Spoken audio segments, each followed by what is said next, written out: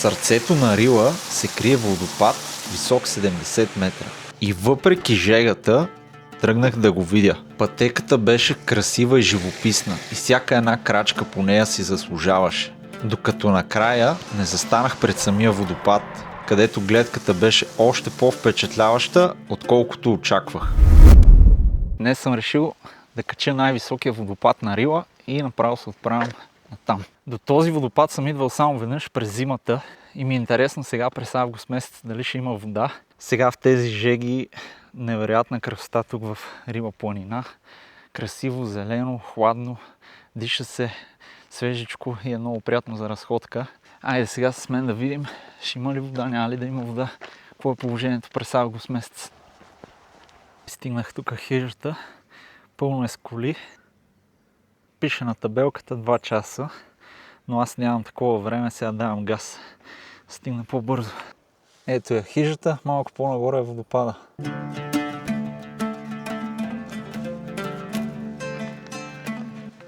Вече съм на прав път в гората. Тук е много спокойно, красиво. Хубавото е, че няма хора. Не е като на Рилските езера. Тук си е спокойствие.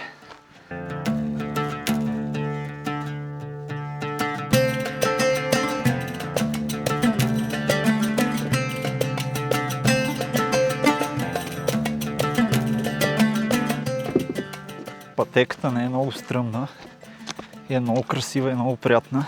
Така че сега в жегите е идеална за разходка. Вижте тук какво намерих. Оставено е за чешмичка. Ето нарисувана чешма. Обаче в момента водата много не се движи. Споделете, ако знаете, тук отдолу ли се пие от тази вода, защото в момента, въпреки че изглежда супер чиста, не ми изглежда много да се движи и не бих пила, аз си нося вода.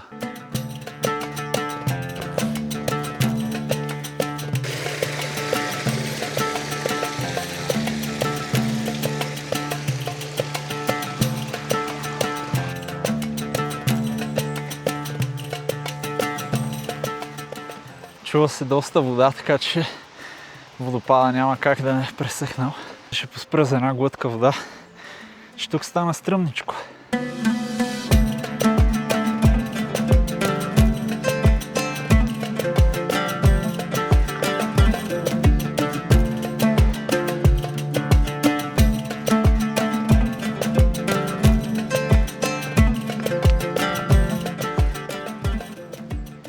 А сега срещнах един човек.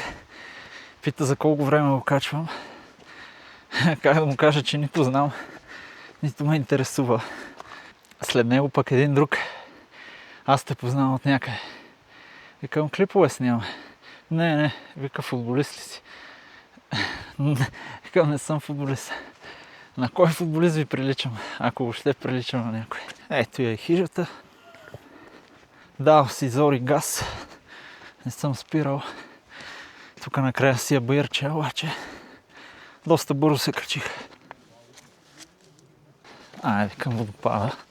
То тук вече е равно, така че няма зор.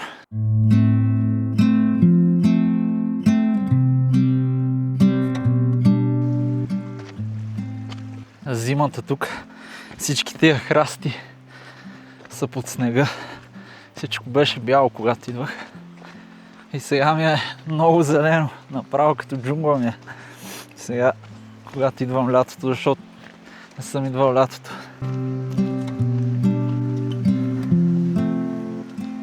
Любимото ми нещо, шума на водата. Друго си е да чуеш рекичката.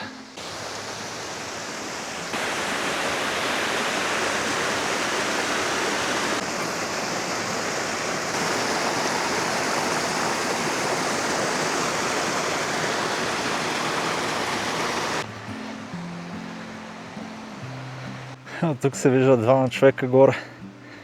Обаче с тази камера не мога да зумна да ви ги покажа. Там горе сигурно гледката е брутална. Вече се вижда водопада. И си има доста вода за август месец. Супер!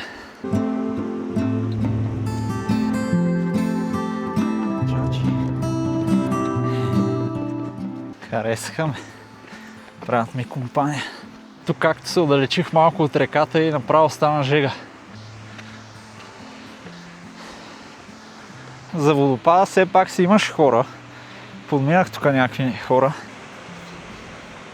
Айде, почти съм там.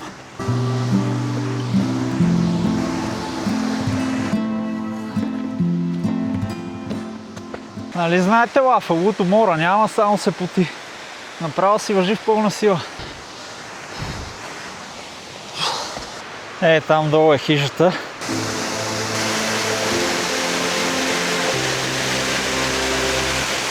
Тук вече е хладина и е много красиво. Дори през август месец има доста вода.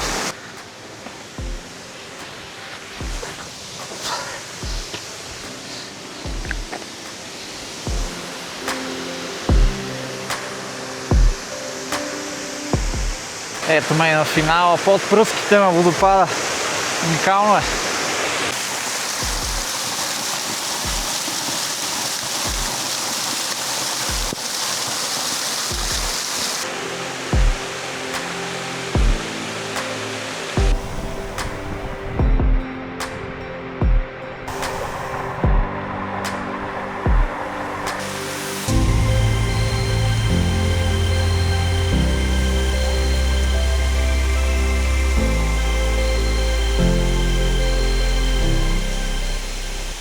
Запознах се тук с едни готини хора и ми направиха едни кадри с дрон.